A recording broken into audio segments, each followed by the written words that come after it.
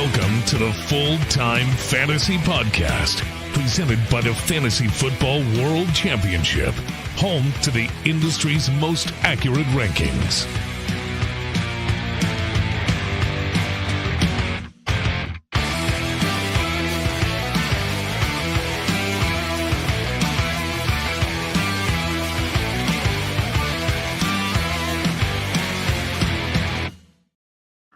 What is up, everyone? Welcome to the Full-Time Fantasy Podcast. As always, I'm your host, Adam Krautwurst, and we are here tonight to talk about waivers, Week 5 waivers, Week 4 injury bloodbath. Are we having fun yet? Is the question. Are we having fun yet? Jump in the chat. Let me know. Throw your start-sit questions in there. Any waiver, any trade type stuff. Throw that in the chat.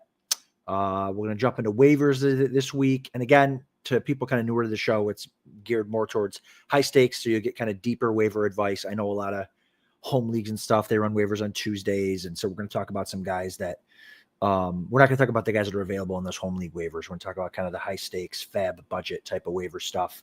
And we'll obviously be watching as well the Red Sox Yankees game, because there's nothing better than watching the Yankees lose, in my opinion.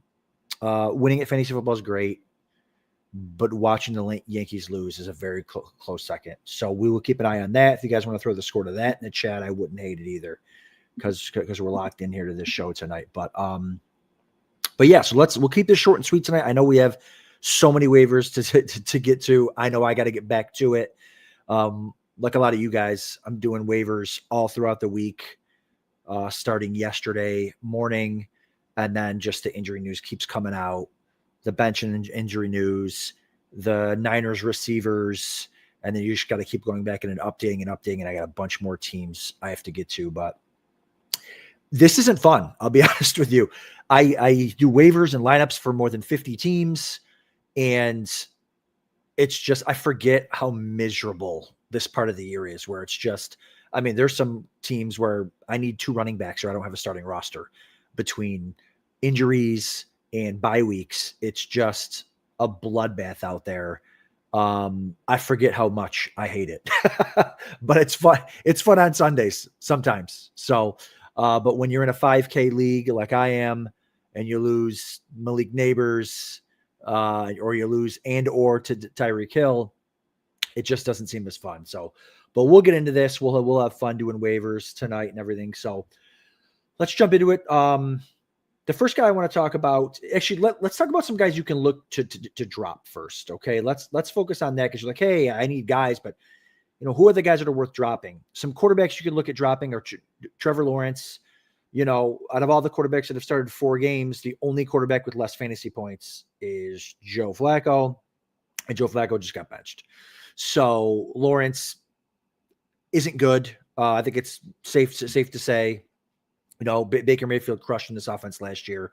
Trevor Lawrence has weapons galore. We're on year 5 or 6. He just isn't good. Dylan Sampson, some of those running back. Judkins owns that backfield now. You can cut a guy like Dylan Sampson, Jeremy McNichols. Listen, one rule that I kind of live by is never drop a running back ever, unless you're picking up another running back. So, because like you can see this week and every week where there's injuries and buys, a running back that's 2 down the depth chart is 1 game away from being the starter. Look at Michael Carter, and we'll talk about him in a second. So, never drop a running back ever unless you're picking up another running back. But if you do have to drop a running back, Sampson, McNichols, he kind of had that long touchdown 2 weeks ago. Josh Palmer, Keyshawn Butte. Palmer's just unreliable. They spread the ball around too much there in Buffalo. Keyshawn Butte had a 6-catch week 1 performance. Hasn't done much since. Hunter Renfrow, back-to-back games. He's played less than Carolina's, less than half their snaps, and now they're getting Coker back. So guys like that, you can look to bench or look to cut to kind of pick up the guys this week that you're going to be looking to get, and maybe even look to get in your starting lineup. So yeah, let's dig in here a little bit. Let's talk about Michael Carter. Okay, so this is a guy that did have to start 2 games for the Cardinals last year, and he was running with the ones today during practice. So Trey Benson lands on the IR, devastating. You know, he was a guy I had a lot of. I talked about him a lot last week with Stacy, super excited. And now he's on the IR because we can't have anything nice. So he'll miss at least four games. But now you have Carter and Amari DiMercato. Beat writer Theo Mackey suggests that it will be Carter kind of getting that early down role and DiMercato getting the pass catching work. Again, not exciting, but it's a starting running back. It's a running back that's in like a 1-2 punch. So you're gonna want to roster him. Again, a lot of us have bye weeks this week that are crushing, and then you've got injuries now. So this is a guy that might slip into your starting lineup or like a flex spot for you in some of these deeper leagues. So look into adding Michael Carter Jr. Quarterback Jackson Dart. So we talked a lot about Jackson Dart last week. I wasn't excited to pick him up because he was a rookie. You don't know what to expect. Malik Neighbors he had there, but now no Malik Neighbors. So I mean, he ran a ton. He completed 65% of his passes, ran for 54 yards and a score. But he's not Josh Allen, guys. He's not Jalen Hurts. He's not going to be rushing for 60 yards and a score every week. And if he does, he's not built to do that. So he'll get hurt. You could probably do better on your waiver wire. In fact, I'd probably rather have Trevor Lawrence, honestly, than Jackson Dart. But hey, bye weeks, you might have to do you might have to look that route too. Darius Slayton for the Giants. So he's a guy that I would be looking to add if I had some major injuries this week. If I had Tyreek Hill, again, he goes on, and we'll get into those Dolphins receivers too. But he'd be a guy that I'd be looking. I was really heavy on him preseason into grabbing him. I thought he's got some skill, and now he could be a 1-2 punch there with Wan'Dale Robinson. Now, Wan'Dale's the guy, but Wan'Dale never stays healthy. He's like 160 pounds. So Neighbors ran 76% of his routes from the perimeter, and that'll be Slayton's spot now. So their team stinks. Are going to be playing from behind. I think he's certainly a guy that you want to go get. You're not going to blow the bank on him, but he's a guy that you could go grab. 2 games that Neighbors missed last year. Slayton posted 8 for 122 and 1 and 6 for 57. So again, certainly some flex appeal. Drew 11 targets in both of those games. So definitely go look to pick up Slayton off your waiver wire too. Britton Strange, he's available in some of these leagues. I picked him up a bunch last week. He's had 7 targets in back-to-back games. 82% of his snap share, 77% route rate. He looks pretty good. Again, the QBR from Trevor Lawrence to his receivers is terrible, but he's able to connect with the running backs. He's able to connect with the tight ends. So his consistency makes him a quality option week in and week out. So Strange is a guy, if you need a tight end, waivers, injuries, you could look to pick him up too. Okay. Darren Waller, that was fun, right? So Darren Waller played. He didn't play a ton of the snaps, but when he was in there, they threw him the ball, right? So he had a pair of touchdowns. He was active for the first time this week, but he hasn't really featured a tight end since Jonnu Smith. Can he be Jonnu Smith? Tyreek Hill's out.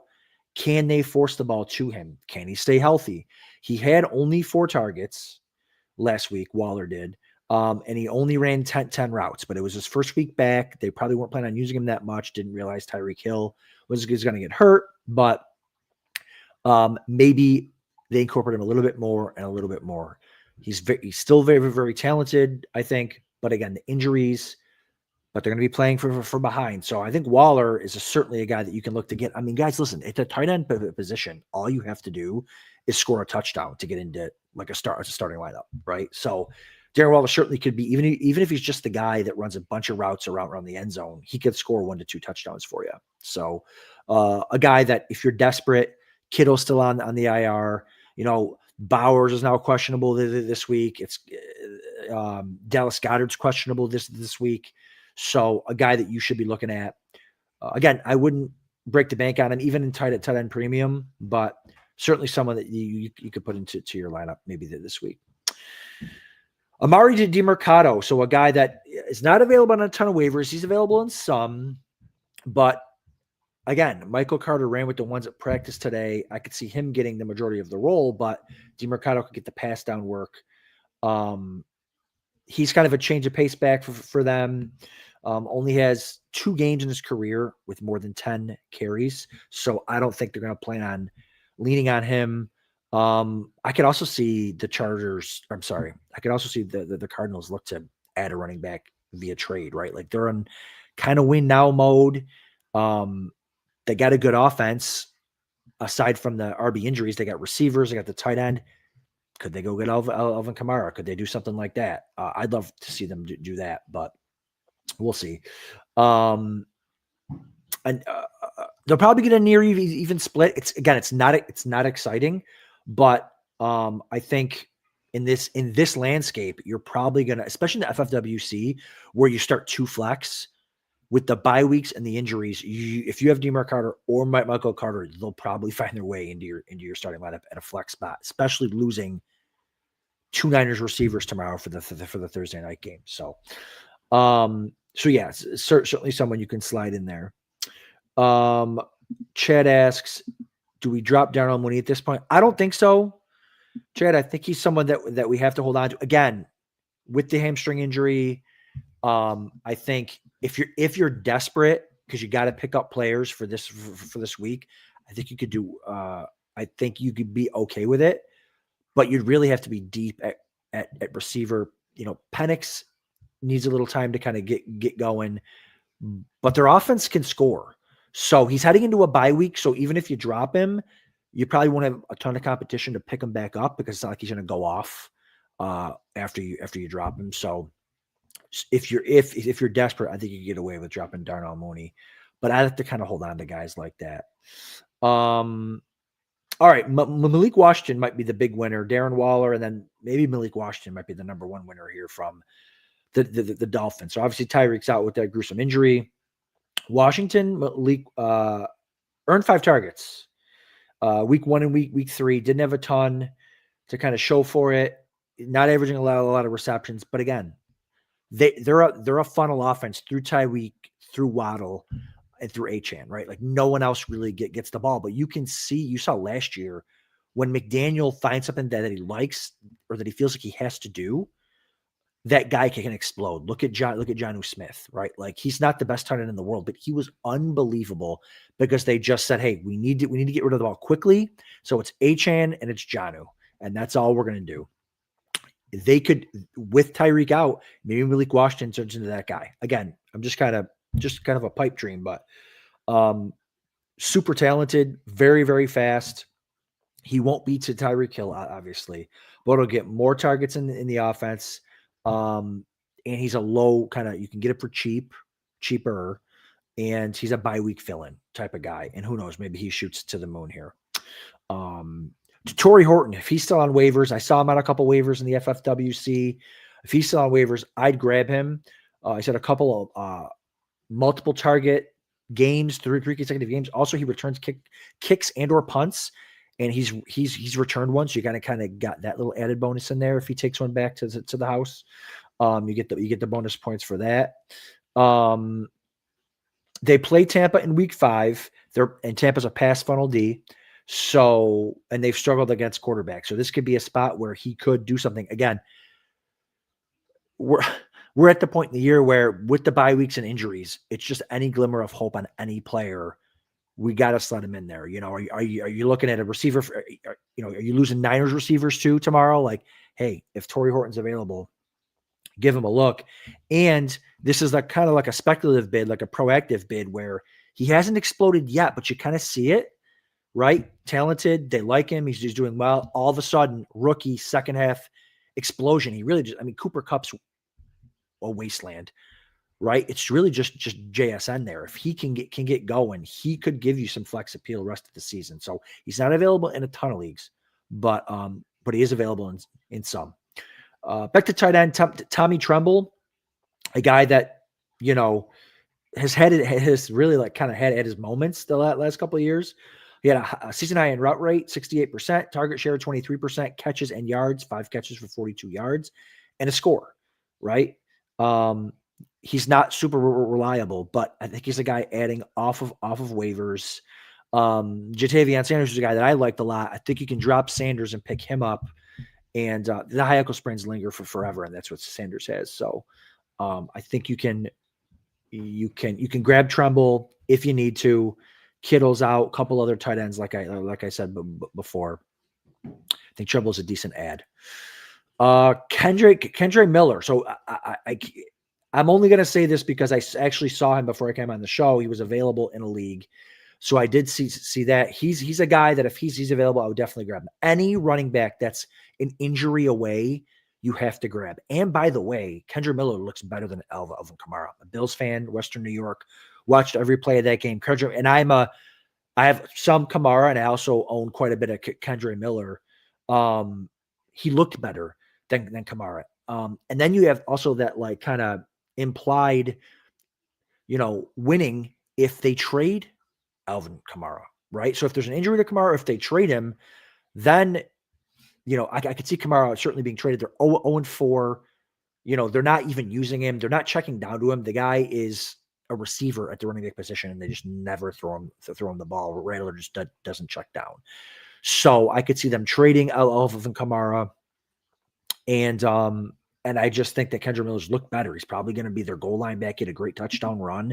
So week 2, 61% snaps. I'm sorry, week 2, 86% snaps. Week 3, 74% snaps. Week 4, 73% snaps. Okay, he's getting out on the field. Okay, and Kamara has seen his snaps dip the last three weeks. So I don't know what was wrong with the last coaching staff that hated him, but Kamara's averaging, better yards after contact. He's just looked better, and all the analytics point out that Kendre, it's kind of, they'll be fine with Kendre Miller back there. So I think that they're going to continue to do that. All right, Sean Tucker, a running back that I love for Dynasty. When he's gotten his opportunities, he's done well. Out of Syracuse, Bucky Irving underwent MRI Monday. He's on crutches. He may not play. He probably won't play this week. And it might be, they could throw him on the IR tomorrow. Go out there, get ahead of it, go grab Sean Tucker. Rachaad White will be the next man up, but Tucker is a better runner of the football for sure. White's crafty in the pass game, but Tucker is a better runner of the football, and he's explosive. Last year, he had some smash spots. Tucker averaged 6.2 yards per carry last year, had 136 yards against New Orleans. So if he gets his opportunity, he'll do well. So I think Tucker's a guy you got to get out in front of and grab him. If you have Irving, grab him, but put some money on Tucker for sure, and get your guy before it gets super, super expensive. Some injuries to kind of keep an eye on. Neighbors obviously done for the year. Tyreek Hill obviously done for the year. We talked a little bit about those guys. And let me just also talk about too, you're not on your waivers, especially in high stakes waivers. You're not going to be able to replace the production of Malik Neighbors or Tyreek Hill off the waivers. You're going to have to do some unconventional things, right, to try to make up for your first and or third round pick. And that might not even matter, right? Like I have teams where I have, and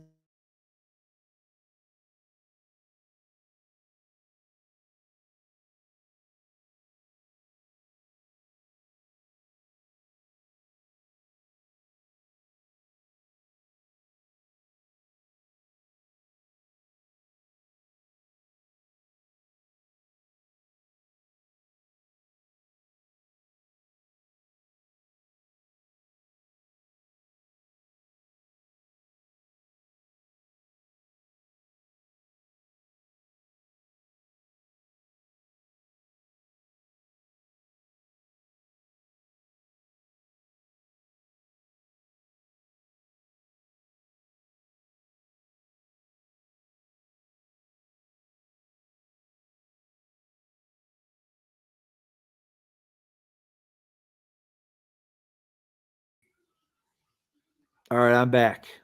Sorry, guys. Lost power. That was pretty wild. Talking about Tyreek Hill. Everybody's losing this week. But yeah, so I've got teams where I have Tyreek Hill and a couple other injured players. I have Lamar Jackson, I have Malik Neighbors all on one team, right? Jerry says deep dive Isaiah Bond. Great point. Great one.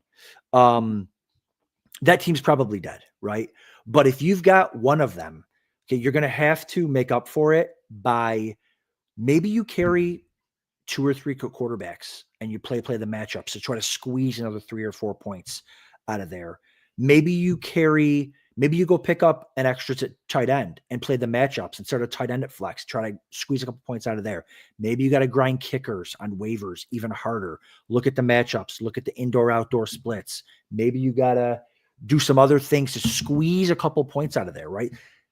Maybe, pick up a receiver. Hopefully they can get 10 to 12 points. And then you can squeeze 6 to 7 points out of those other positions, and that kind of makes up for Malik Neighbors or Tyreek Hill, right? So that's kind of what you have to do to kind of make up for it. So it's hard, man, especially in this high stakes world, to grab, to find a difference maker on waivers right now. You're going to kind of have to get lucky. But that's what you got to do. You got to kind of grind all the other positions and just make up for it. A couple points here, a couple points there, to kind of make up for those points. All right, a couple other injuries here that I wanted to discuss. Lamar, right? So you're gonna have to pick up a quarterback for him. Most of the leagues I have Lamar, and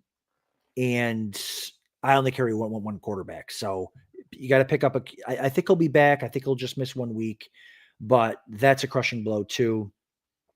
Brock Purdy isn't playing tomorrow. I think he'll just miss 1 week for him, but he's always been banged up. Pearsall has a PCL injury. He's questionable. Actually, I'm reading my notes from earlier. Pearsall is out. Jawan Jennings is out.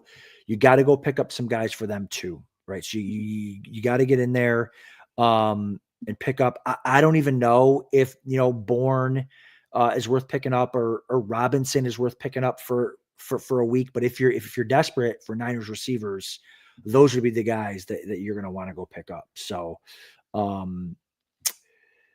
Tajay Spears is another one that's being activated from the IR soon. If he's available on some of your guys' waivers, lock in there and try to maybe get preemptive there. But you're always going to want to pick up a running back for sure, because again, guys, we are an injury away from them being starters. You go pick up Spears, Pollard gets banged up, and now you're off to the races with Spears. Although that offense has looked absolutely terrible. Isaiah Davis is another player. Okay, Braylon Allen on the IR. They used Braylon Allen a lot. They used 2 running back sets a lot. Isaiah Davis is pretty talented. Isaiah Davis is worth a waiver claim too. Again, not sexy, but he's an injury away from having a significant role. I've seen Justice Hill on waivers a lot. I think he's worth adding. Derrick Henry is the guy there, obviously, but maybe they get just a little bit more involved in the passing game without Lamar's rushing ability for the next 1 to 2 weeks. So I've seen Isaiah Davis kind of all over waivers too. So yeah, just go on there, scour waivers, guys. Depending on your league, how deep it is, kind of what, always add running backs. Add them every single week. Never drop a running back unless you're adding a running back. Kickers looking to stream this week. Spencer Schrader for the Colts, Jason Myers for the Seahawks, and Matt Prater for the Bills. So those are guys that you can look at. And then a really good streaming defense is the Browns against the Vikings. They have one of the league's top run defenses. Carson Wentz at quarterback for the Vikings can be a turnover machine. Takes a lot of sacks. The game is in London. Not a lot of points expected there, so that could be a streaming defense for you guys too. So yeah, good luck. I know everyone's dying to get back to waivers because it's been a long week already for waivers. But get in there, guys. Grind it out. Find yourself the next gem, and hopefully next week It won't be the bloodbath. This might be the lowest scoring week in the history of fantasy football this upcoming week, with all the injuries and all the buys, and we haven't even had our standard Friday hamstring pull by the receiver. I think Nico Collins got made questionable today. It's just who knows. So you could look at Jaden Higgins while you're at it. So keep grinding waivers. Good luck, everybody, and we will see you next week.